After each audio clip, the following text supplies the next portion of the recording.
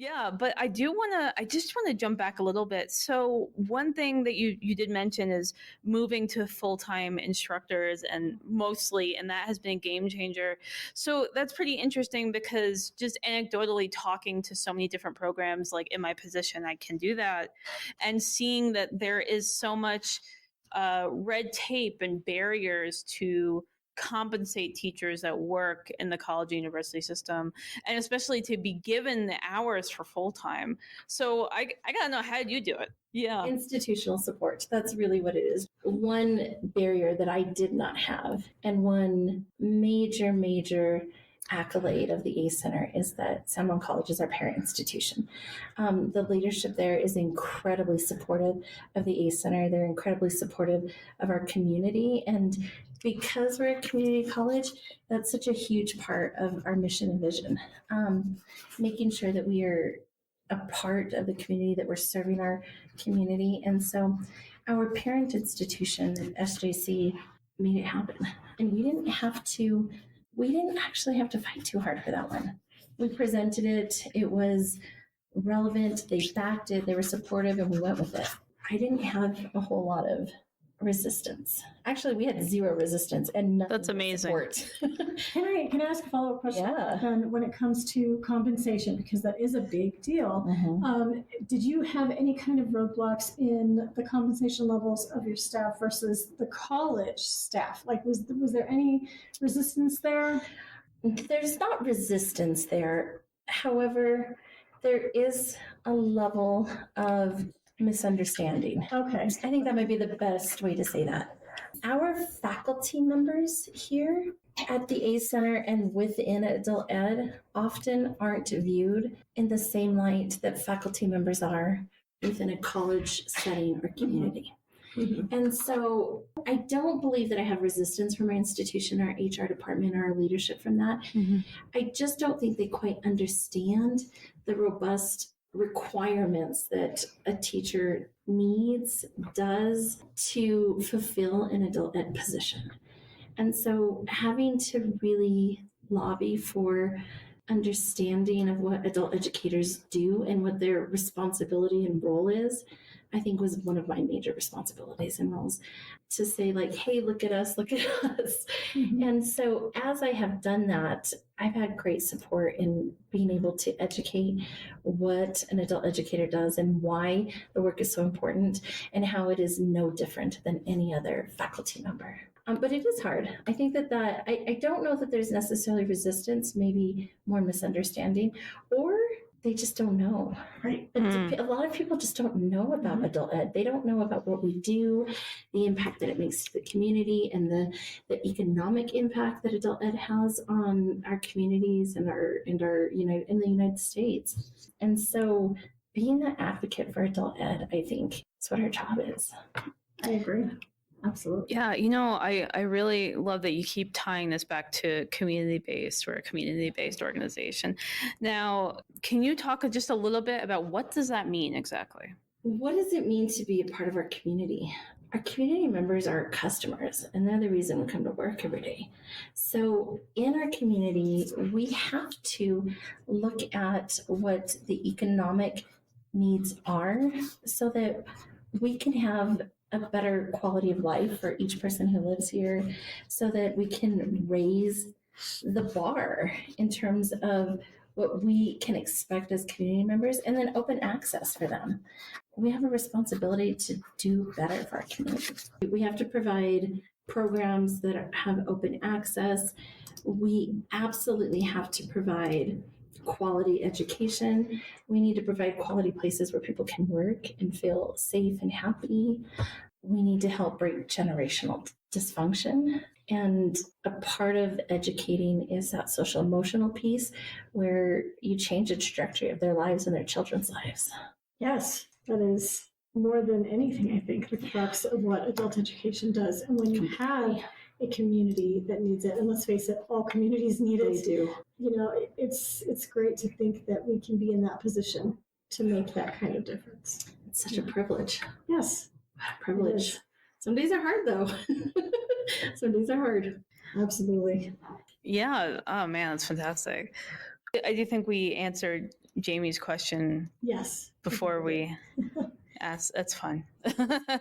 You've been talking a lot about your best practices and some structural changes that you made within your program. What about some new programs that you've launched in the past year?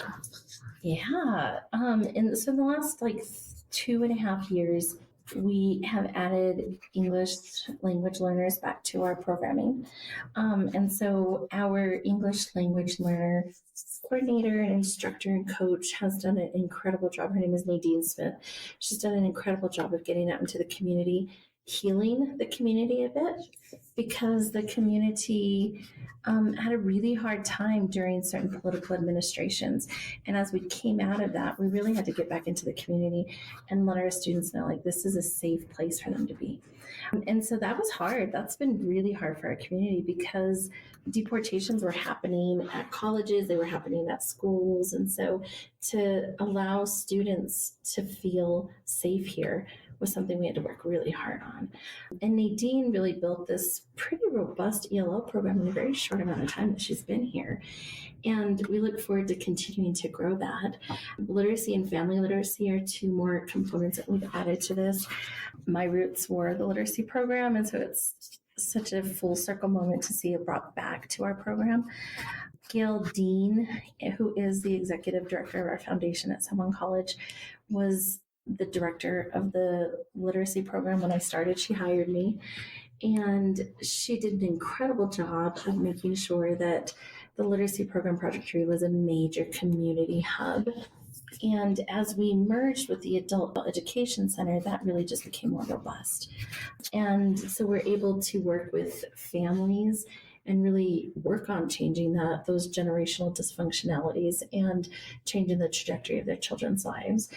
We're here to help people learn how to read and really remove that stigma. We do Spanish HSE, and HSE is high school equivalency.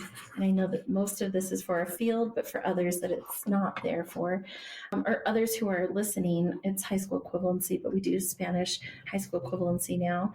We are also doing integrated education training, which is a huge, huge mountain for us here at SJC in some ways because we've never had that type of programming. However, we have one of the best community colleges in the state.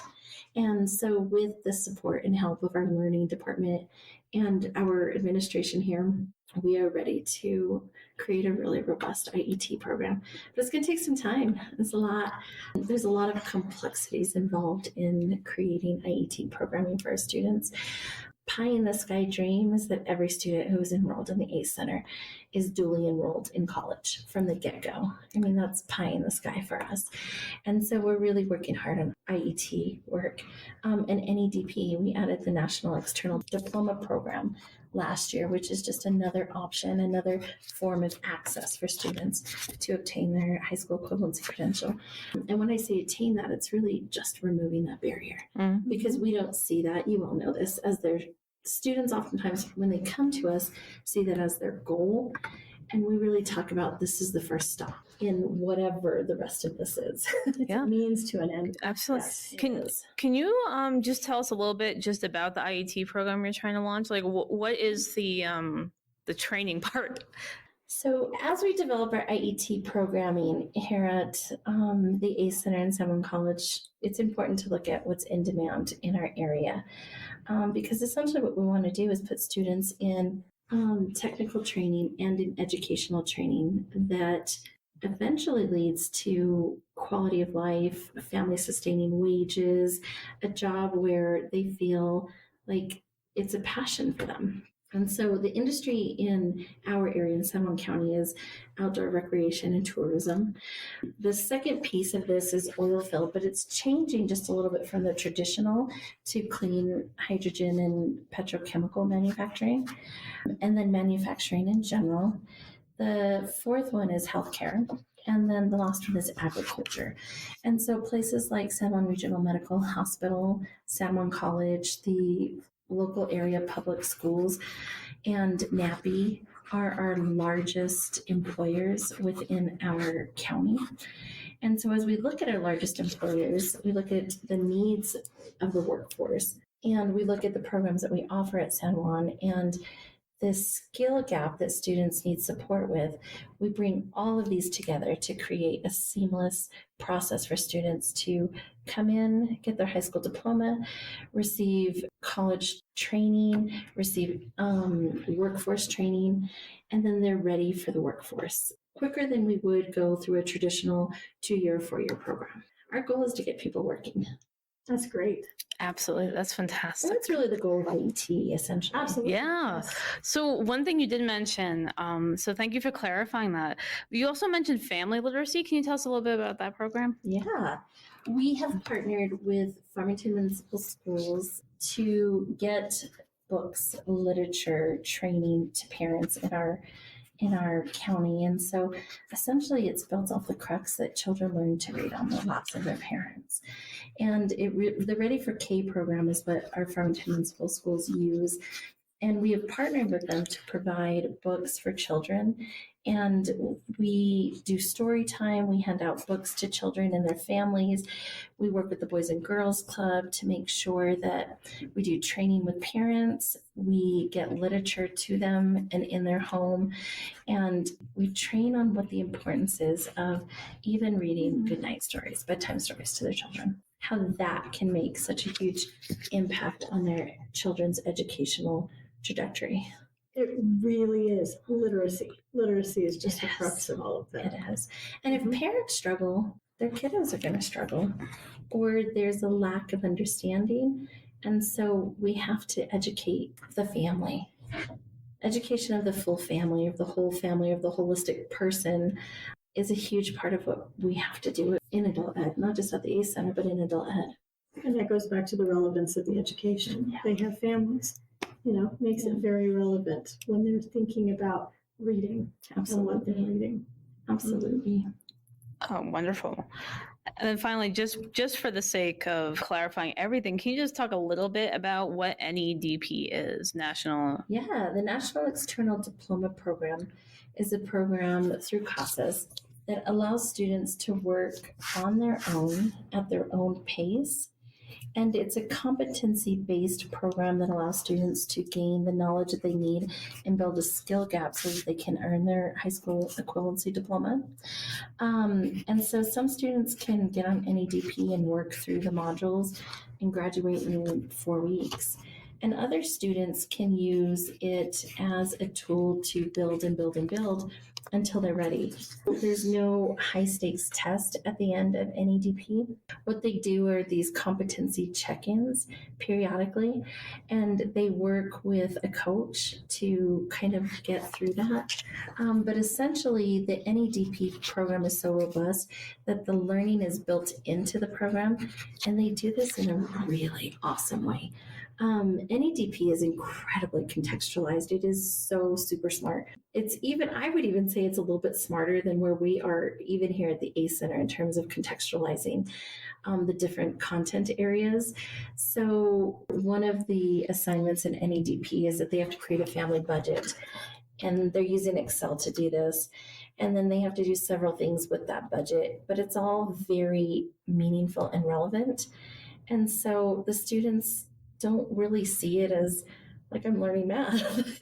They're like, great. I just have this budget now, and I now know how to use formulas in Excel to continue this through my life. NEDP does a really good job at contextualizing instruction and making sure that it's meaningful and relevant to students. That's fantastic. You have so many different programs here. And it sounds like just a variety of options for educating. Just from what you said, NEDP sounds like a self-directed learning model. It is. And then you have your classrooms. So you have that like more teacher student, and you also do, interactions. You also do online and in-person classes, correct? We do. Okay. Wow. Yeah. And then you have Spanish AJC and English language learning program. That's a lot going on here. Some of these programs are in their infancy stages, and as we grow our program and grow our staff, we really hope to make a bigger impact. But the seeds are planted. Yeah. And we're ready to water them. Yes. As soon as I can get some staff hired. That's wonderful. Absolutely. Yeah, so we're kind of closing up now. We kind of get to the end of just getting to know you and your program a little bit. But the final question is kind of, Yeah, what do you want the field to know about you? Here's what I want the field to know about me. I would like to use this time for a call to action for other adult educators, for other supporters of adult education, for students who have gone through this process. Get involved. We have to get involved. We need more money. We need more support. We need more understanding of what the needs of adult education are across the nation. But most of all, we have to open access. We need to be student-centered. And when you do those things, success comes kind of as a byproduct of serving students in a way that they need. So I love that. I Put students first. yes. First, yeah. So you keep using the term student centered just in case people aren't sure what that means. Can you tell us what does that mean to you? Yeah. Yeah. When students walk in here, it's not our goal or our push or our thoughts on what helps them or what they need. We listen to the students. They come in through a really comprehensive onboarding system. And during onboarding, we first look at the student holistically. What do they need? We determine trauma and really look at what their needs are there. We look at where their life has been. We try to do barrier reduction. And so if they don't have food to eat or a home to live in or utilities, they can't be fully present and mindful in class. So we have to remove those barriers from the get-go. We have really deep community ties and relationships and support from our community so that we can help remove those barriers for students. And just during that process, it uncovers what the student needs are individually. And then we give them the support that they need to learn because they're brilliant. They just haven't had the foundation yet. And so they're here. We feed students. Food insecurity is a huge issue. We feed students all the time. There's always peanut butter and jelly here. And students can come, they can eat. This is their space. They feel comfortable. They're heard. We have a Zen den where students can do emotional regulation. It's a comfortable place for students to be. And once they trust us, because onboarding in the very probably first 2 weeks of class isn't about content or about delivering it. It's about building trust. They're still wondering I don't know if I trust you yet. And so it really is about that social emotional learning. We have to build a relationship with them. Once they have that sense of belonging and once they know that we're here to help them and they can trust us, the content just flows really easily. So what does that student-centeredness mean? It means that we listen to students. We don't push goals on them, but we help them uncover what their capacity is, because then that leads to success. We light the fire. That is so wonderful. I just love hearing that. That really is. I think that's a great note to end on, actually. Yeah, Jennifer, you really clear on your intentions. You really, with your program and your staff and really giving credit to your staff. It's not just you. And just hearing about your programs has been wonderful. Thank you so much for your time. Yes, it's always such a joy to come visit with you. I hope to do it again very soon. I am so glad to have you guys here at San Juan and at ACE and Farmington, but there have been so many people along the way, Jamie, you being one of them, Judy from Taos, who have hugely mentored me and us. And so we're a community. We are. We absolutely are. Thank you so much, Jennifer. Thanks. Yes. Take care. Thanks.